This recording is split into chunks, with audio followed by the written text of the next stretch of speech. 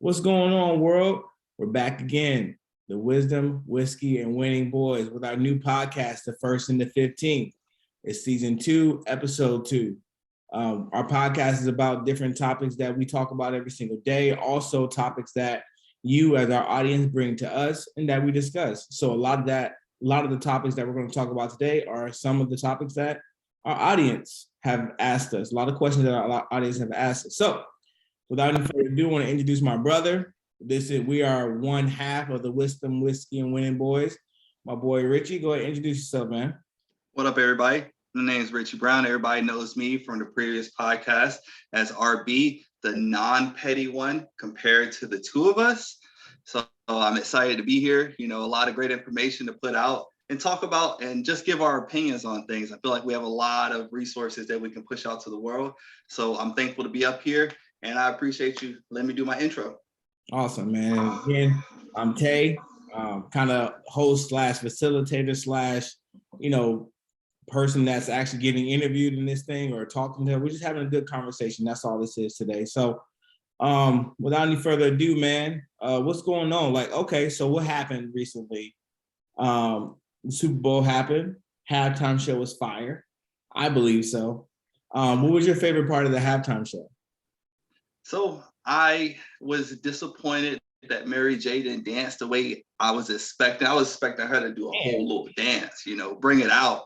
And her song kind of was disappointing, but everything else, everybody kept talking about 50 Cent being a little chunkier than what he was before, but I like that he went all the way back to the original to bring it out, and he didn't fall when he did his little presentation. But definitely, I like the whole show. Eminem was probably my favorite part. So that's one of the most things that's one of the things that stuck out to me the most when it comes to the Super Bowl. So here's the thing. I'm glad you brought up the 50 Cent thing, because I'm about to ask you a question.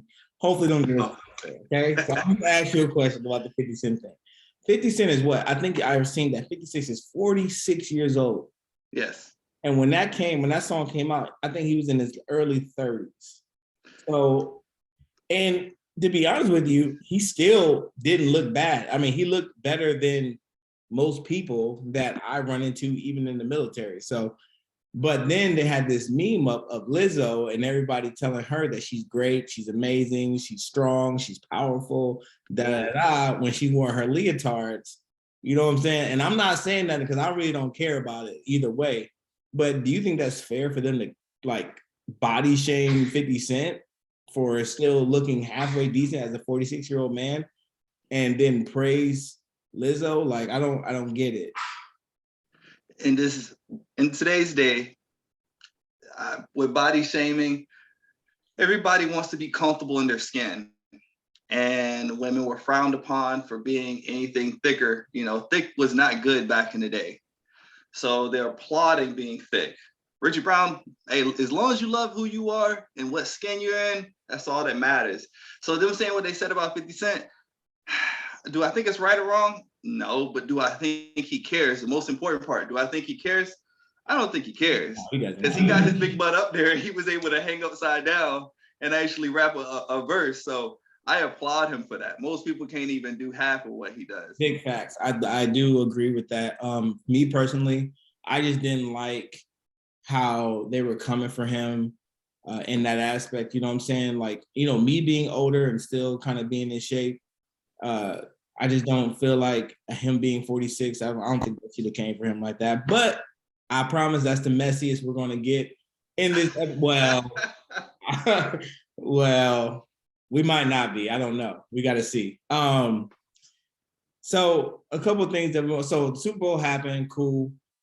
Rams won. I'm glad Matthew Stafford won a Super Bowl. I'm glad OBJ won a Super Bowl. Yes. I'm glad Aaron Donald won a Super Bowl. I'm glad Eric Waddle won a Super Bowl. I'm glad all these cats won a Super Bowl, because I think that, and this is just my opinion, I think the Super Bowl actually stamps your legacy. I think that just puts a stamp on your legacy and all the hard work that you put in to play this game, and the game that we enjoy watching. And I'm just so proud of those guys, man. Growing up in Michigan, watching Matthew Stafford struggle, even though I'm not a Detroit Lions fan, I still had the privilege and honor of watching all the Detroit games because they just came on in the area. Just watching him struggle the way he did, man, and give his heart and soul to the city of Detroit and finally go somewhere and win one. Does that mean that it does matter who your circle is? Because if you're in the wrong environment, can you thrive? Like, I wonder, so it's like can a lion survive in the Arctic? You know what I mean? Like, is that kind of what Matthew Stafford's situation was, or did he have the right pieces in Detroit and maybe he just wasn't good enough in Detroit, but he had to be around a bunch of superstars? Because that's what people are saying. Like, people are trying to compare that. Like, I just think that he wasn't in the right situation. And once you put him in the right situation with people the people who are like-minded, Mm-hmm. I feel like he was thriving. What do you think? So I think a lot of success that goes with timing. You can think you're ready. When he played for Detroit, he sustained a lot of L's, and that grows you. You can put the team on your back and still lose, and that grows you. It builds the grit that you need for situations when it's your time. Just because you think you're ready for an opportunity doesn't mean you're ready. When your time is ready, it's gonna come. And I'm glad that it was when he moved, because if they were talking about as it built up to the Super Bowl, they talked about how he got moved to the Rams. He actually was on vacation, Yeah, and he ran into the Rams coach at a hotel, and they just happened to be chit-chatting, and that's how that went down. The timing, it's all about the timing. And I do think that when you're put in the right soil, you're going to grow. And it doesn't say what speed you're going to grow at. But if you're not ready to grow and you get put in a situation, you're going to fail. right. So his time in Detroit was about growth. And that's psychologically, the whole mental aspect of, how do I lead a team when we're always, always, always losing? So when you get put down, and he said, okay, we've been in worse situations, because towards the end of that game, they were in a situation and he had to keep his composure. Right. It's seriously no composure with him. So I do think that it's the timing. I don't know if it necessarily was the circle, because I think he was part of that. Everybody had their piece of the pie that day.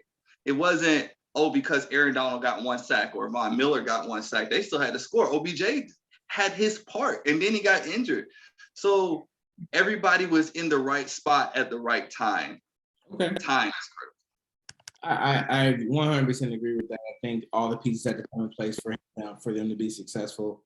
And I just think that he just had the opportunity.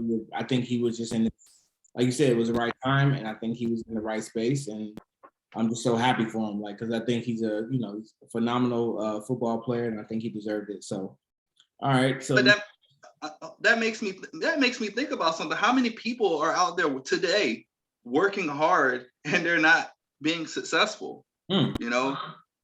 It legit shows you that just wait, and eventually your time will come. I mean, they do say that a broken clock is right twice a day, but everybody's time comes. But some people that fail to prepare, when their time does come, they miss it. Right, because you oftentimes feel like, oh, it's never going to happen. It's never going to happen, and so you stop being prepared for it. Like, you give up because you lost faith, and faith is a hard thing to hold on to, especially if you're not seeing the result. Right, like if you're working out, or if you're waiting on that business venture to fall through, or that promotion to come by, and you just constantly have faith that it's going to happen, then all of a sudden one day you lose faith. You're not prepared to receive it when it does come through. So I mean, dang, 12 years in Detroit, you know what I'm saying? Him being consistently good, if he wasn't injured, you know what I'm saying? Like, I know that his style of play, he's a gunslinger and stuff like that. And so he threw some interceptions and did all that, but he stayed consistent. He trusted the process. And when it was time, like it just so happened, like I honestly feel like it was fate, because as the story goes, if anybody watched Super Bowl, he just so happened to be in Cabo, right? Yep. And then the coach so happened to come to Cabo, and then they were sitting by the pool, and then all of a sudden the coach and him locked eyes and they started talking, and then all these different things just start aligning, and then he was ready for the move. Like, so just what for those of you out there who are losing faith and losing, you know, losing that drive to keep going because something's not happening the way you want it to happen, stay the course, stay strong, don't give up, because that's never an option, right? We don't give up. That's never an option. So stay strong, stay the course, and I promise you, you'll see the results, because results will come when no one's watching. Results will come when you least expect it, but you have to be prepared for it. So yes, sir. Yeah, man. Okay, cool. So didn't plan on starting the podcast off like that. Okay, but kind of led us down a rabbit hole. So I do. Speaking of results and speaking of things you have to be prepared for, one of the questions that we got asked was, what do you do when you have toxic leadership or you're in a toxic relationship? How hard is that to deal with, and what do you need to do to be successful in that situation? So I'll let you kind of go first. I know you had, we both, I think, had good leadership, and we both had what we believe was toxic leadership, but I think a little bit more maturity now in us can see how, was it really toxic or was it us? So what's your opinion on toxic leadership? So here's one thing that I've learned over Last relationships, because you have one of those too.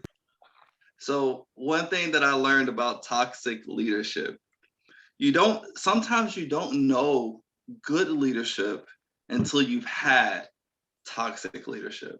And toxic leadership, unfortunately, when you identify it, that's the heartbreaking moment. But being able to continue to press and fight with that type of leadership it is challenging. I myself have been under toxic leadership before, and it was very difficult, especially when the communications, because there was a lot of ego involved in my leadership. So regardless of the tact that I approached it with, it just wasn't working out. And there was days where I found myself like, regardless of what I do, it's just not, he's going to be angry. We're going to go through this. And the airmen were hurting for it. And I was just stuck. But like you said before, just keep fighting, and eventually everything will work itself out.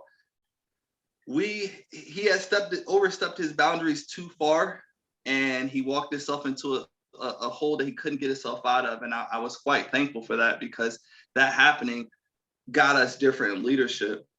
But what I will say about toxic leadership is, if you identify toxic leadership, just make sure you are not the problem. Now, Richie Brown was definitely ego driven. You couldn't tell me nothing when I was young. Right. And it was more, I wasn't trying to see the benefits because it was that person, because they corrected me.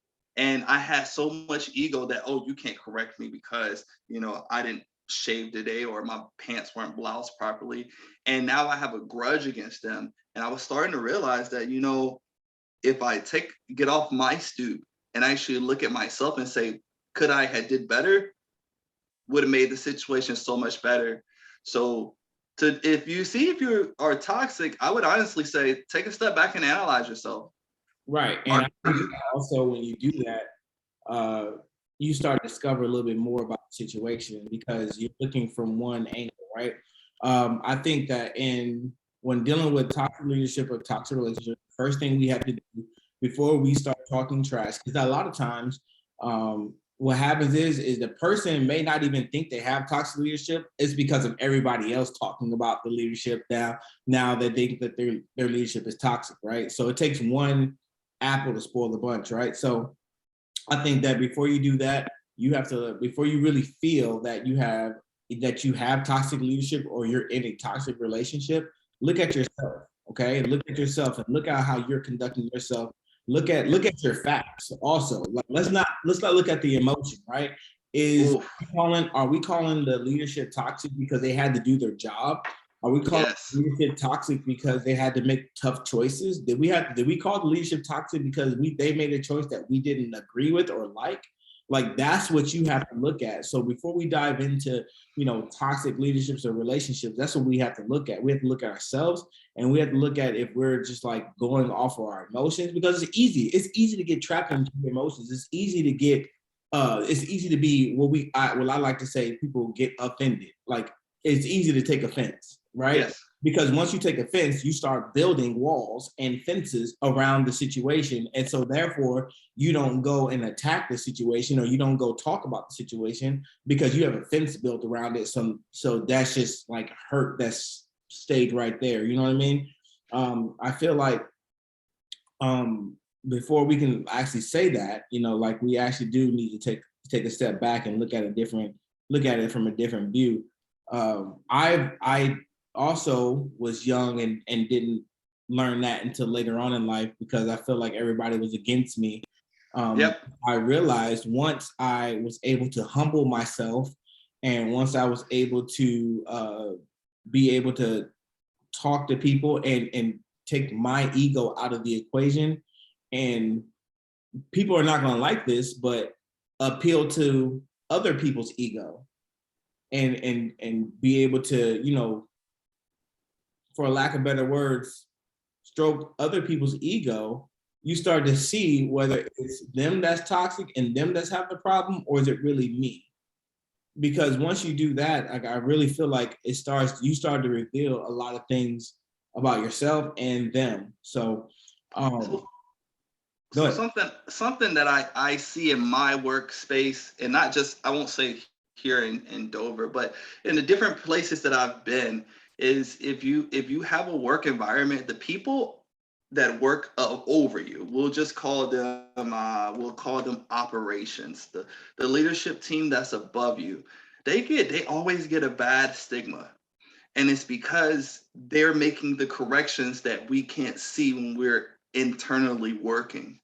And one thing that I learned after reading one of Jocko Willing's books is detaching yourself from the situation. So every day you may run whatever mission it may be, if you're doing admin, or if you're doing operations, or if you're doing whatever, you are involved with whatever's going on. And people that are not detached, they see your blind spots. So they make corrections. But them making corrections, people get offended because of the corrections that they made. Oh, they don't know what we're doing. They don't. And I was a firm believer that, they hate us. They hate us. They don't want us to be happy. They're out for us. Say, I'm pretty sure you agree with me.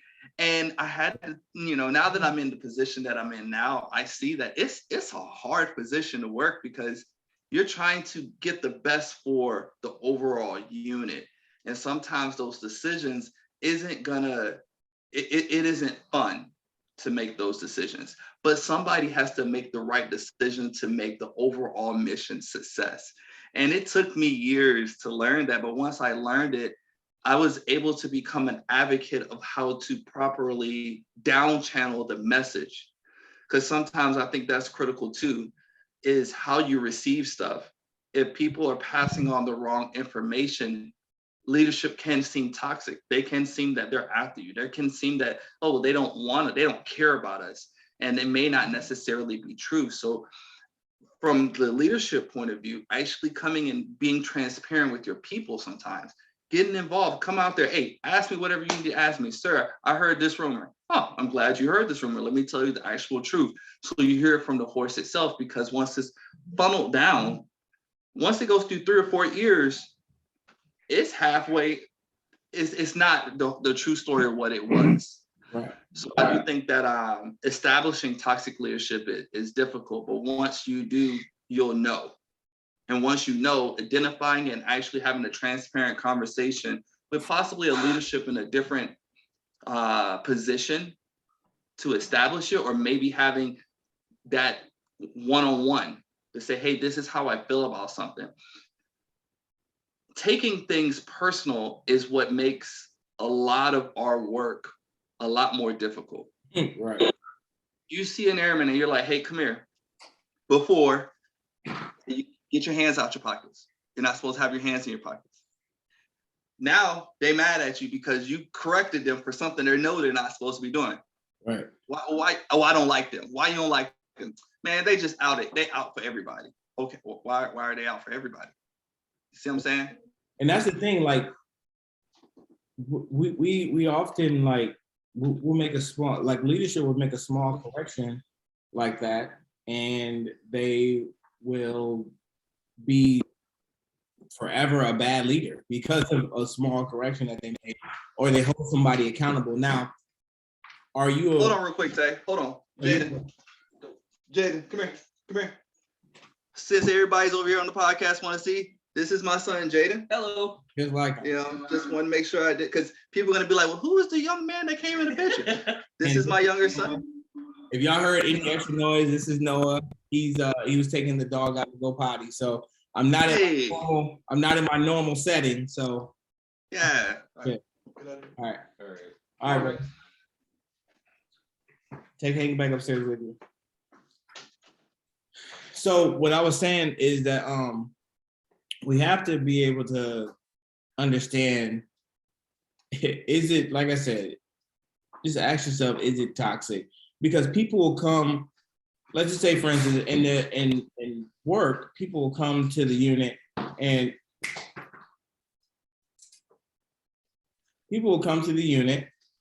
they, sorry, I had to correct my son. And they will be,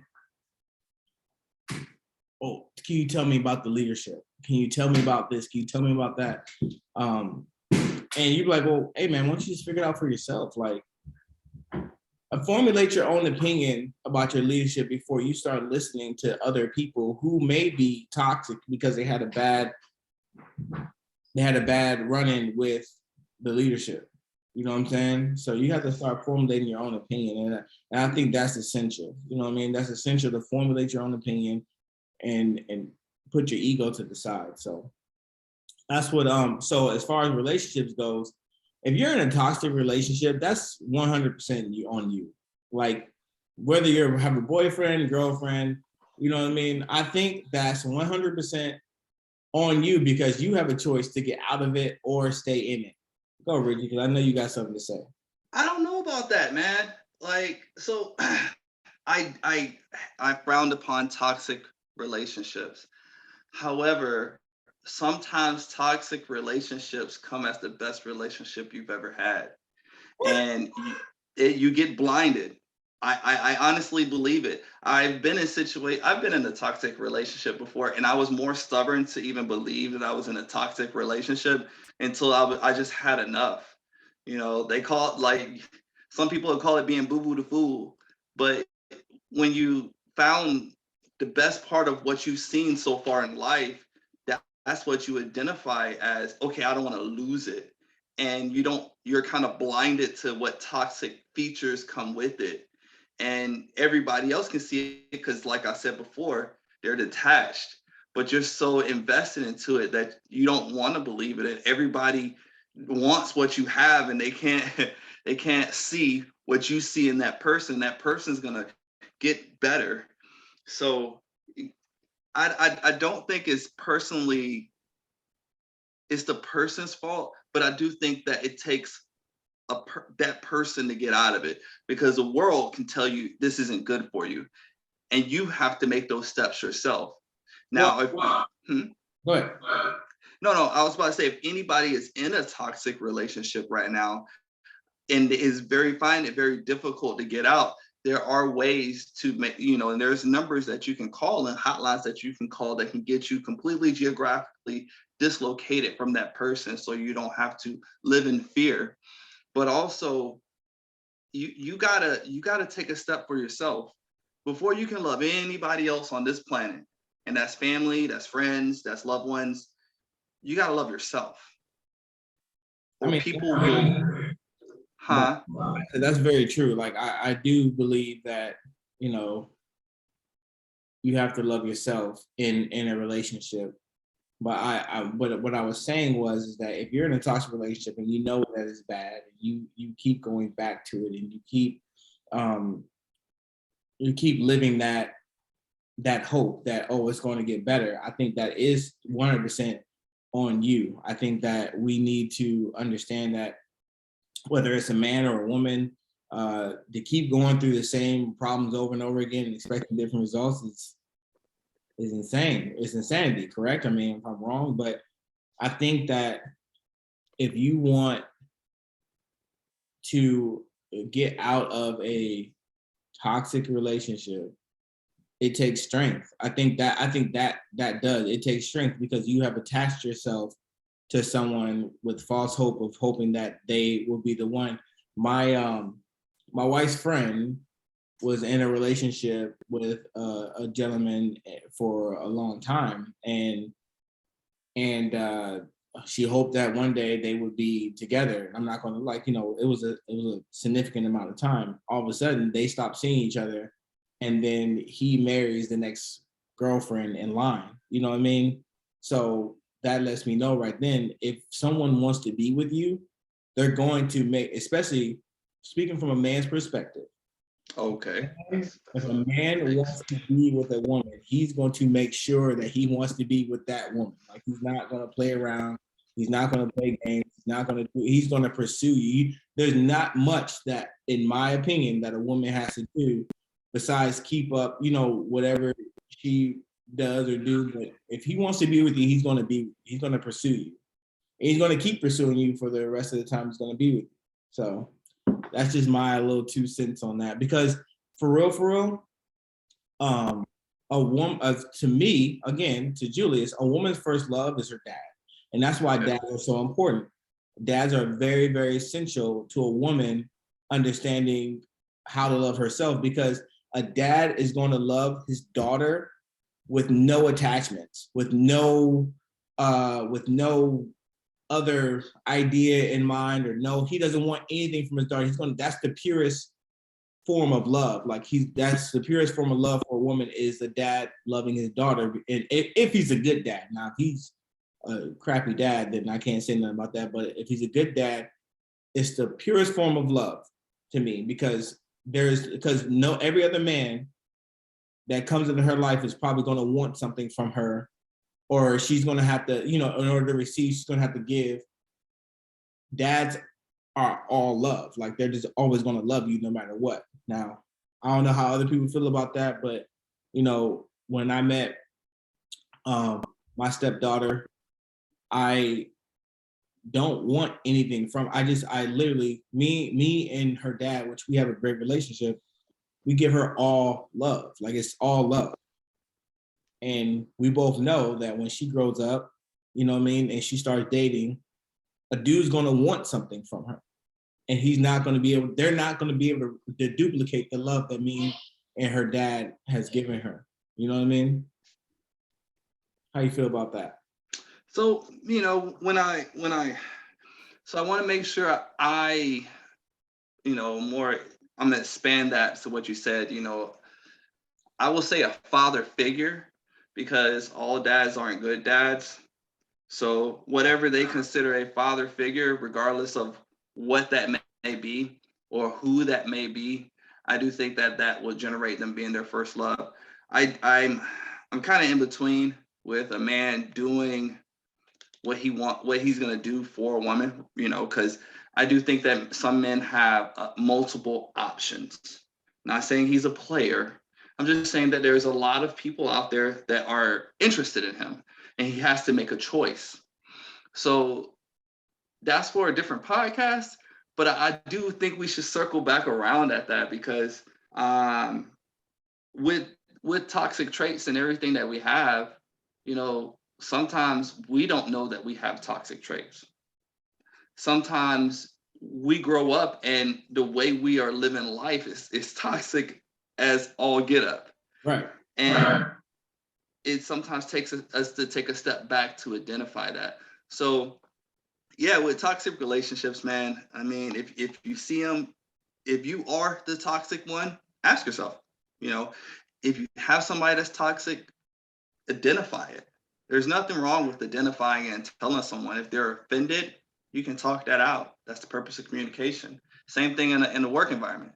Ask your leadership. Tell your leadership what's your perspective perception of them is, but also hear their take of why they do what they do and try to be understanding. Goes both ways.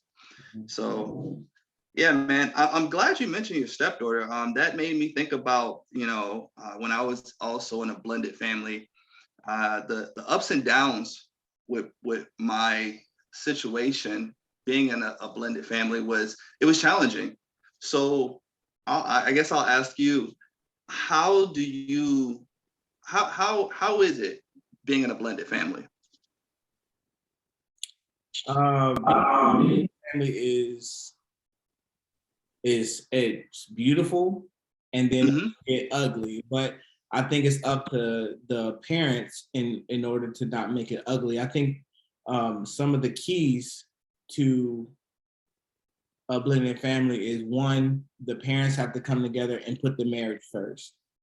Oftentimes moms who have kids, especially if they have young boys or girl, whether they have boy or girl, but moms who have kids, they, for however long they've been single, they've been putting that child first their entire, that child's entire life. If they, or that ever since they broke up with their ex, they've been putting that child first, whether it's a year, 2 years, 4 years, 8 years. In my case, it was 5 years.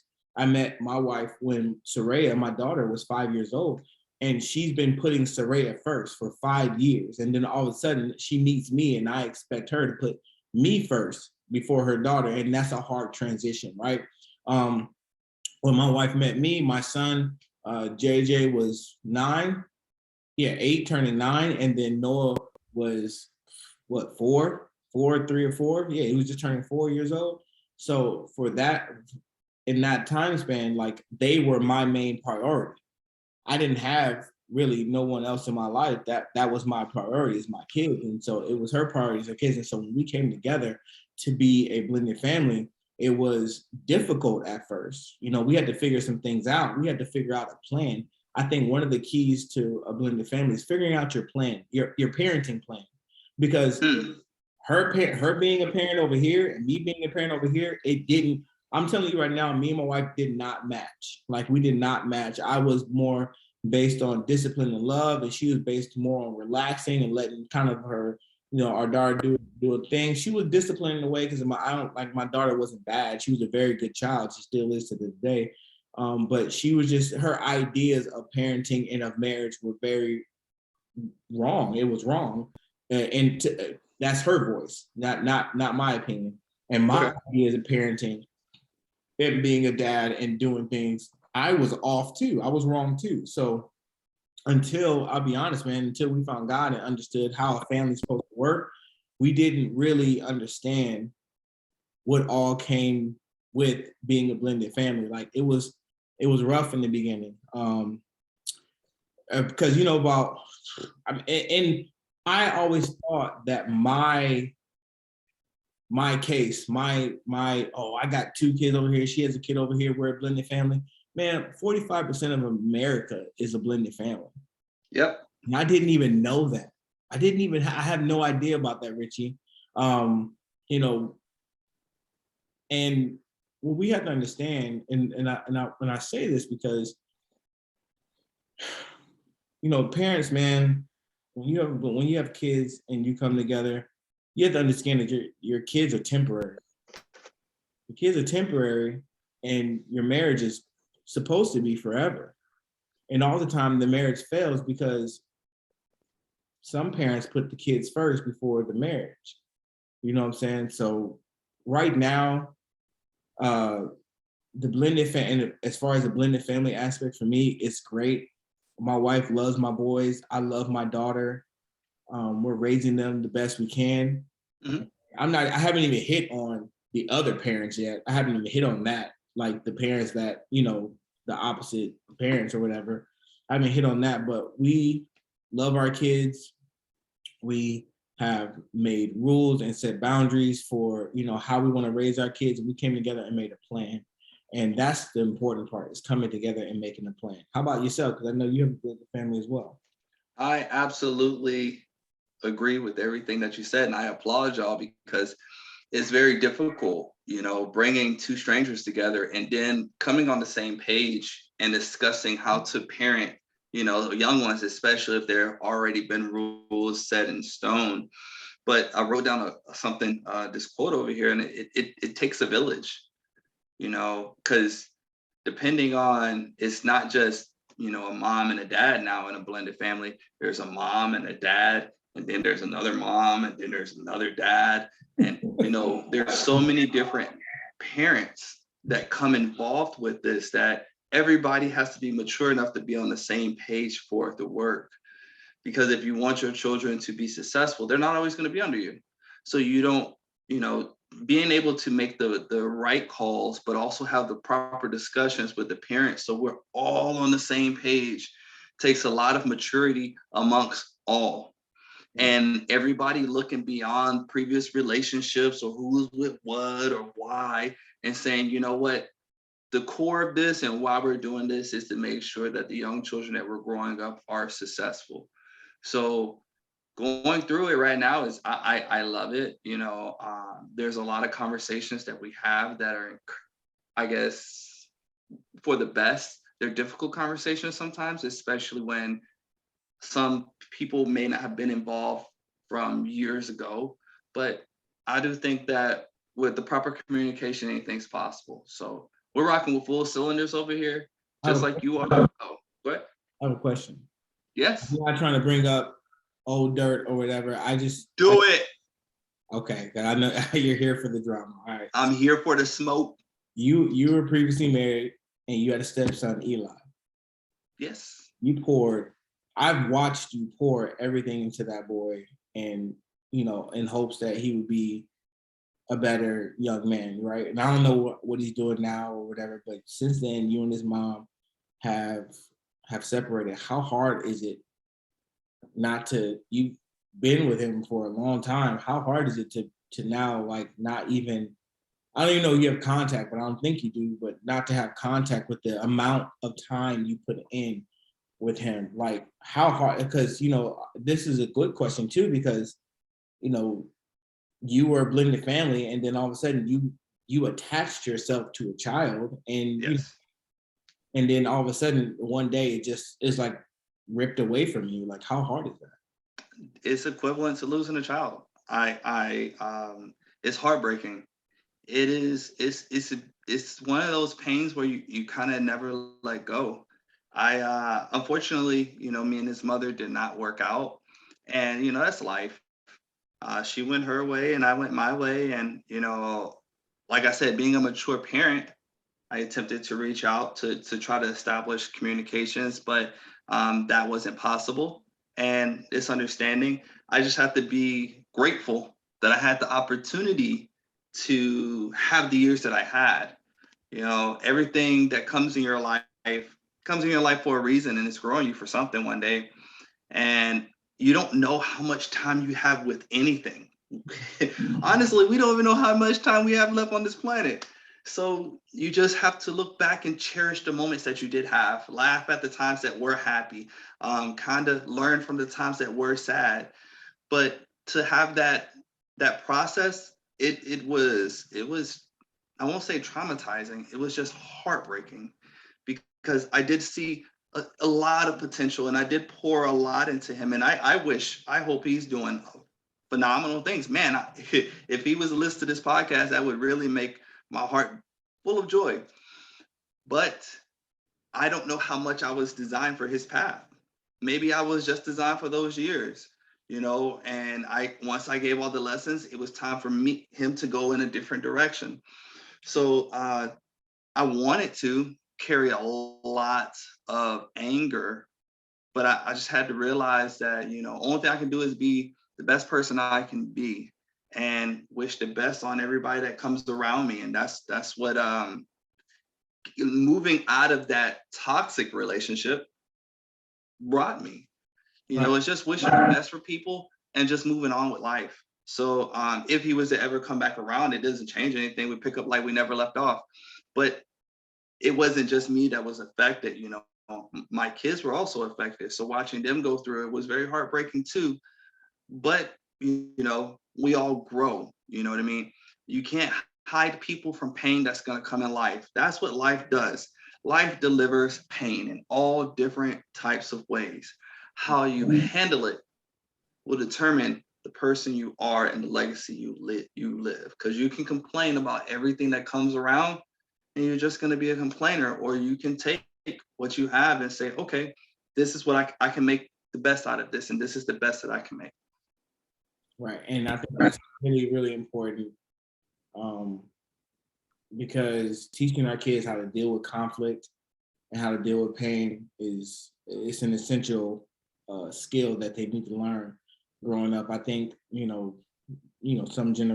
this generation especially, like, they hide a lot of things, and I think that's the reason why they kind of, go through situations that are unnecessary. But as parents, we try not to bring up something, or we need to bring everything to light. You know what I mean? We need to show them how to deal with conflict. Speaking of conflict, dealing with the opposite parents, of a blended family. I think that's an essential thing too. And I'll be honest with you, that's not easy. You know what I mean? Mm-hmm. Thinking about the opposite the person that you're with now. Okay, you're with this person, and then thinking about the person they were with prior to you. It's like, oh, like, you know what I mean? Like, it's kind of hard to even run through your head, but I think it takes a mature man and or woman to be like, okay, cool, like, you're with him or her now, and now me and you, we have to come up with a plan. And one of the things I'll always give kudos to Saraya's dad, Sean, because he hit me up on deployment. He's like, yo, like, when me and Bree first got married, I was deployed. I deployed soon afterwards, and then he hit me up while I was on deployment. And I don't think I ever told you this, but he was like, yo, like, I just want to talk to you, cool. Like, hey, he's like, he wasn't coming at me like, and one, he humbled himself. And I love that, you know what I mean? And then because that brings down escalation automatically, right? Because there's some kind of, I won't say tension, but there's some kind of, with men, there's some kind of pride that goes into that conversation, right? But he said, hey, how you doing? I'm Sean, Saraya's dad. He introduced me like I didn't know who he was. And that was awesome, you know what I mean? Then he proceeded to ask me about questions about my kids and my boys and how they're doing and how they are. And then he started asking me questions of my perspective on parenting.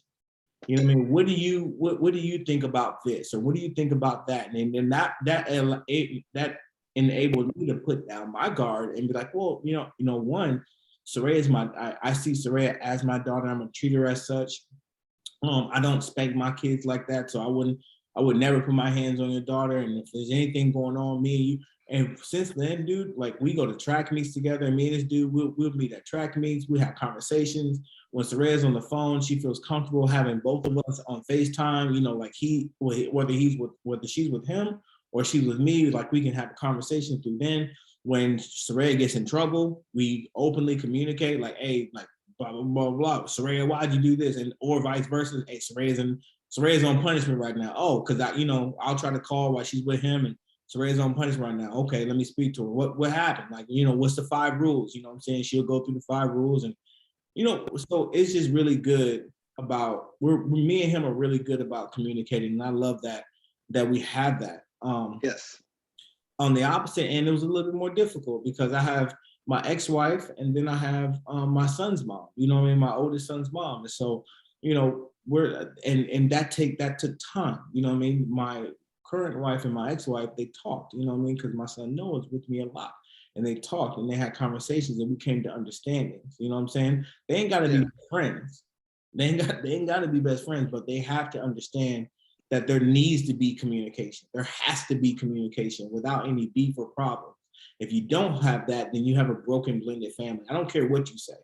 I don't care who say. If you don't have that communication between everybody, and you can't reach out to this parent, and you can't reach out to that parent, you can't talk to this parent, you have beef with that. I believe that if the child doesn't see a full circle, it's a broken blended family.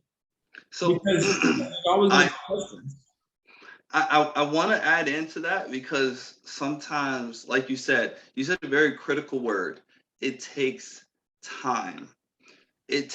Sometimes it takes that ex-wife or that ex-husband time to move on. and they're not going to be a participant of the blended family due to the fact that they still have feelings with the person they're with. That's something that you can't, or that person individually has to change. And it takes time. And sometimes it doesn't take days, months, sometimes it takes years. And unfortunately, there is a small percentage that never make it there due to people not growing up or maturing, and they just want to be about the drama. So I won't say that the broken family isn't, I mean, it's completely shattered. It's just not fully sealed, Mm-hmm. because everybody could want to participate except for this one. And that one still has feelings for this one. But this one's already moved on with their life. And everybody's waiting for this one to grow up and move on with their life. But this one would rather cause chaos in this person's life because this person is happy. Yeah. So with blended families, it's a very time and maturity process. I think so too. I think you have a point. I also think that parent that's not willing to jump on board with the blended family, they need to understand that they're not doing it for them. I think it's a very selfish act and selfish thought that, if they just think like, oh, I can't do that because of this. You're doing it for your child's sake. Like, you know what I mean? We all have a responsibility. Like you said, it takes a village. We all have a responsibility to take care of this child. So, you know what I mean? And like you're right, but you are right. Even though I might feel that it's selfish, people have their own trauma to deal with. They have their own hurt to deal with, and who are we to dictate, what their timeline should be like. You know what I mean? So what I would encourage though, if you are having a problem with blended families, is to seek help. Seek help with your own internal family, you and your wife and the kids. Like, seek help there. Go talk to someone, and then encourage the other parents if they're having a problem with it to go talk to someone, because that does help you put things in perspective. Because me giving my ex advice may not be the best. No. You know what I mean? It might not be the best, but it may not be taken well. But her or him getting advice from someone else, a counselor or someone who a professional, might give them a different perspective and could help the process of them getting over the actual relationship, and be able to adjust to whatever the whatever the program is that you are trying to build for your blended family. So I think that's really important. You know, I have a friend, who is still having issues with his daughter's mom. And all I keep telling him is that no matter how ugly she is being, or no matter how ugly she is, you continue to be the person and the dad that you want to be. And anytime you interact with her, pretend like your daughter is sitting right there looking at you. You know what I mean? Because once you allow someone to get you out of character, or get you to be someone you don't want to be, you no longer have control. You no longer have control. You know what I'm saying? And I really feel that in my heart. So I really feel like whenever it's a difficult situation, continue to be the person who you want to be in your head and in your mind and your heart, and no matter how hard that is. So you have the Martin Luther King approach to it. And I'm trying not to be petty. However, yes, please keep yourself. But because there are people out there that have the intentions of being bullies because people are being nice to them. And sometimes you got to let them know. So listen, we can be nice as much as we want. Hey, look, I wish the best for you. Go F yourself. All right, cool. And then they want to come because they know I'm giving them, I'm being passive to them being aggressive. But there's a demarcation line of passive that I'm going to be until, like you said, the control, I'm willing to sacrifice. There we go. I'm willing to sacrifice. The control is very important to me because my brother Tay over here taught me, make sure you always maintain your control. However, by any means necessary, if they cross this demarcation line, it's a wrap. Man, you can't. But see, why do you have a demarcation line? Because that means anyone or that person can get you off your rocker at any point in time. So I can just cross that line. And I automatically know I got it. Yeah, that's exactly what you're saying. You're putting your one is like letting the enemy know that you have a weak spot. No, Okay. it doesn't say that I have a weak spot. It just says what I'm allowing to take. I'm allowing you to do this much before I'm gonna pop off. All right. And it's not because, oh, I'm establishing that this is a weak zone for me. It's just this is the ego part of me speaking, and I'm working on it. Every day I'm working on it. But if you keep coming, I'm letting you know I have the right to pop off. This is my pop off area. Now, once you get, I don't see it, man, because I feel like that's giving to me my pop off area. If I'm telling you like, oh, that's my pop, I'm telling you that no, you have control over me in some kind of way. Like I just really feel that if I allow someone to know or understand that I have a limit, a line that you can cross. Yeah. I'm telling you that you have a limit to my brain and my heart, because now you're going to make me emotional to pop off on you. No. I don't want to make it say that I'm exposing it. It's not exposed. It's just, hey, look, keep pushing.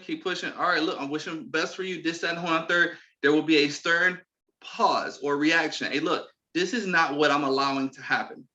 That's the flare going up, letting you know, all right, I'm trying to be nice about the situation. But there are people, just like your friend, he has a very toxic, young lady in his life, unfortunately, right? Mm-hmm. If she goes off the rocker and she goes and keys his car and he's like, man, I wish the best for you. No, time out. Absolutely not. You call the cops and let them deal with it. But that's what I'm saying. Yes, call the cops, but best believe you're gonna hear my mouth about it. Wow. Like it may be verbal, it may be whatever, but I have the right to express emotion. And if you feel like you got me, that's the underestimation that they have. Because just because I'm saying, look, this is what I'm not allowing to tolerate, I'm not tolerating this, doesn't mean that, hey, look, you ain't gotta push me this far for me to pop off.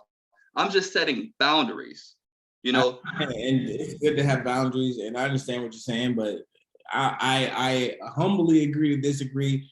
For those of you listening, please leave us a comment on our Wisdom Whiskey and Winning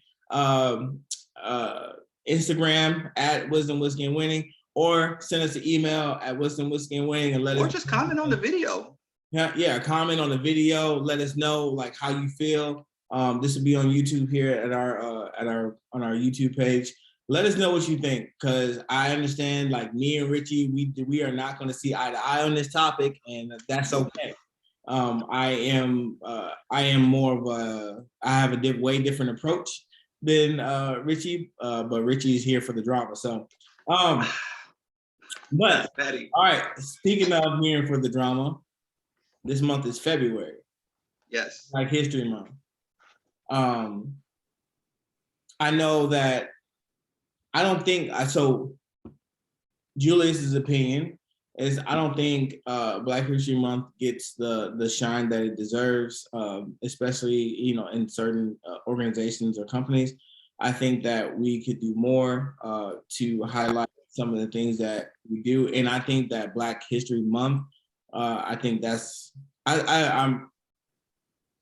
I feel like we're just checking a box at this point, as far as it goes. I mean, I think that, my daughter gets, a project for a Black, a historical Black person once a year.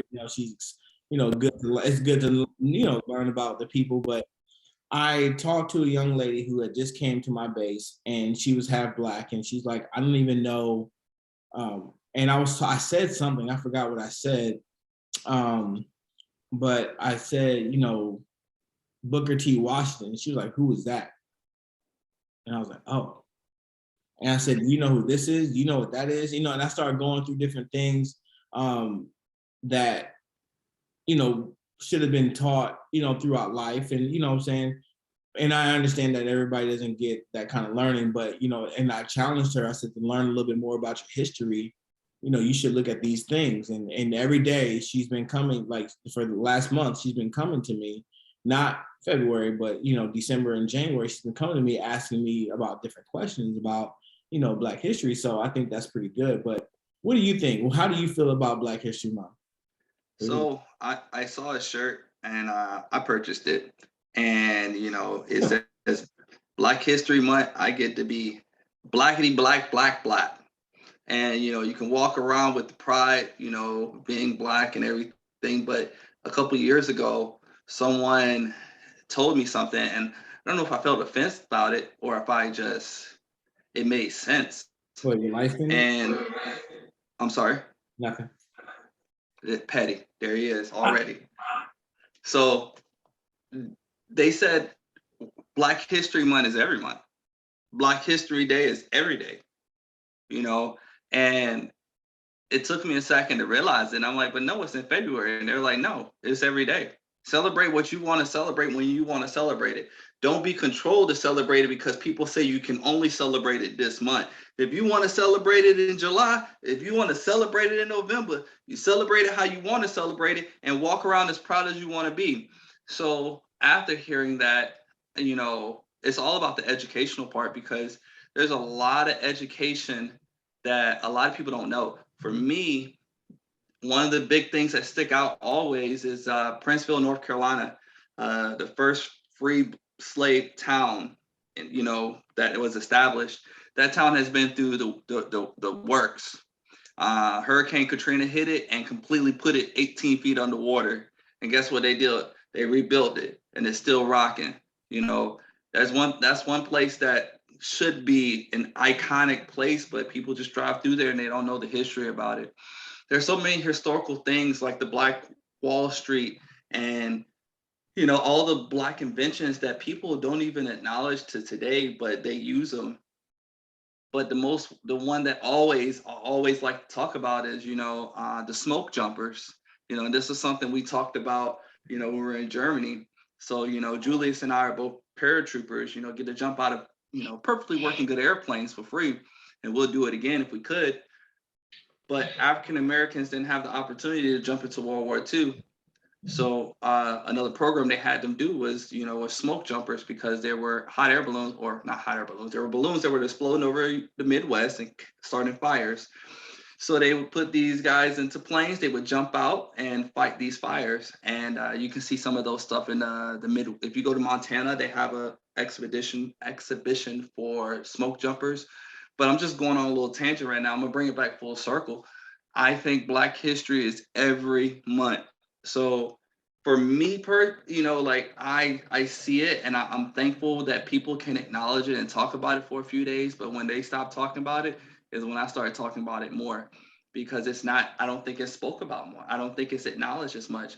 But that's all the different people, of different races. You should have that pride. So for me, having my pride of what I am, best believe I ride that till the wheels fall off. So, Black History Month to me is one of the 12 months that I celebrate Black history. All right, and I got something to say. I mean, I think that it's very important not to let the school raise your children, right? So I understand that Black History Month is celebrated in schools for 1 month out of the year, but I think that it's up to the parents to honestly teach your kids about Black history. I think that, growing up and not knowing anything about your history as a Black person, I think that's a foul on the parents. I think we should be taking our kids to, see things, letting them know the real stories behind what happened and understand like what we actually went through back then. It's not, I have another opinion about now, but what Black people went through back then, and who are the important people they should know, and how brilliant Black people were, to invent the things that they did and to make and to be the leaders in certain areas that they did. But like I said, I think that's up to the parents in order to make sure that we do that. And I think that is another reason why parents need to, educate themselves so we can educate our kids so that these names and this history and the smoke, people like the smoke jumpers and people like Harriet Tubman, Rosa Parks, Martin Luther King, Malcolm X, those people don't die because we stopped teaching our kids about, their legacy. I hope their legacy never dies. But go ahead, Richie. I see you got something to say. So when you was talking about that, we talk about Black history, but we're Black history, you know what I mean? And as a Black young man in the United States Armed Forces, I, as an airman, didn't see a lot of Black chiefs, Black colonels. It was really rare that I saw them. And when I saw them, I was attracted to them. I needed to know how you made it. So today we have General Brown that's in the seat. We had Chief Wright that was previously in the seat, and one more to walk in his footsteps before him. But when I was in Montana, as my job, we had 1,200 security forces members. And one day, I had a young kid ask me, he was like, you're the first Black senior NCO I've seen. And I'm like, so I started counting. And when I counted on my hand, I counted 4. 4 out of 1,200 people were Black senior NCOs. And it was terrifying because how are you supposed to encourage and be the example? Because the example isn't just being a leader. Sometimes it's the way you walk. Sometimes it is the color of your skin. Because there are kids from all over the world that see you and they see you're like me. How are you here? Because I would want to be here one day. So that was one thing that stuck out to me. And it made me think about that. Like the steps that we walk today, there aren't many. I had a homeboy of mine take a picture with all the Black pilots that are in the Air Force. And it was a handful, but it wasn't something that was mind-blowing. It was just mind-blowing that it was that small of a group. So, everything that we do, even today, makes Black history. You know what I mean? So when we ride off into the sunset, whenever that may be, the young kids that are watching us, maybe watching this podcast, that maybe look up to, Julius Taylor, they're gonna be like, yeah, I remember this dude. Like this dude was up there. Like he was like a soon-to-be Master Sergeant or something like that. Like I want to be like him when I grow up. Right. So I want to put it out there that even though we're talking about this, and I don't want, and we're talking about like Black leaders and stuff like that, I don't want no one above us, right here at our level or below us, to think that that's an excuse for you not to go out and reach your goal, like because you don't see a lot of Black leaders there. But we help out who we can. We help. I mean, anybody who wants to listen, I'm going to help anybody who wants to listen. Black, white, purple, green, blue, whatever. But I do reach back and try to make sure I educate the people, the black airmen and Black kids, because I had it hard. I didn't listen. There was somebody trying to teach me, but I wasn't ready to listen. So hopefully I can put it in a way that makes them want to listen. But me and Richie want to make sure that, you got to grind. You got to work hard. You know what I'm saying? And everything's fair. But I feel like everything's fair, but nothing's equal. So you got to make sure you do everything you can to make sure you get to where you want to go. And don't let no one try to put a handicap on you. You know what I mean? Because I could tell you some stories that I was feeling sorry for myself, and I almost lost faith. Going back to what we talked about earlier, but you just cannot handicap yourself in any kind of way. But I do believe that, like Richie said, Black history is every day. So I just want to put that little out there. Okay. I will say this, and this is for the listeners, but it's directed to you. Like your character, for all your followers, because you got a lot of them, your character speaks beyond the color of your skin. You know what I mean? So you could walk in the room And it don't matter who it is because they know who you are. They know what you're about. They know what you represent. And that's the beautiful thing about being an amazing person like you are. Because one day, maybe I'll grow up to be like you. I still got some kinks to work on. But when I do get there, I'll walk in the room too and people will be like, yo, that's Richie Brown. But it's about your character. Our character is going to determine what people attract to us. And sometimes we will attract green people and blue people, and I love it. Come on, I got room for everybody. That's true. And so yeah, man, that's what I have on that. If you guys want to add any more to this conversation about Black history or any other conversation that we had today, please make sure you leave us a comment on the video on YouTube, or go on our Instagram, Whiskey, Wisdom, and Winning, or email us at wisdomwhiskeyandwinning@gmail.com. And yeah, just let us know what you guys think. And let us know if you guys have any more questions. If you guys think that we need to do something better, we're always here for the constructive criticism. We're trying to do better with our podcast. I'm sorry I'm not at my normal spot today. I'm visiting my son before I go off into a long TDY. Actually going to meet Ricky down there. We probably might record a episode down there while we're down there. So yeah, that'd be dope. Yeah, that's going to be super dope. So, but yeah, if you guys have any suggestions for us to make our podcast better, please let us know. We're always here for it. Right now we're using Zoom platform, but I want to make sure we do things to make it better. I hope you guys enjoyed the content today. Just like I said, these are all of our own opinions and our own minds, what we think. So, Rich, you got any last words? If you want to be a guest, please let us know. If you got a topic you want to talk about, we would love to have you and hear what you want to talk about. There's so many different avenues that we can approach and talk about it. And we would love to hear from you and also talk to you. But one last thing that I want to let y'all know is it's the beginning of the year still. You got a lot of goals that you're supposed to accomplish this year. And I hope you're not slacking on them. If you are, that's okay. Let's turn that boat around and start fighting. Chop the tree. Small chops or small wins. Eventually the tree falls and we get the big win. Continue to fight every day, folks. That's all I have, sir. All right, awesome. Last little tidbit. You're thankful for what you have. All right. You end up having more. You're thankful for what you have. And if you are concentrating on what you don't have, you'll never, ever have enough. All right. So thank you all for listening. Thank you all for tuning in to us. We had some good reviews from our last podcast. So we hope we keep this train going and be consistent. Again, we are the Wisdom, Whiskey, and Winning Boys. This is a podcast called The First and the 15th. Thank you all for joining us. Have a good night.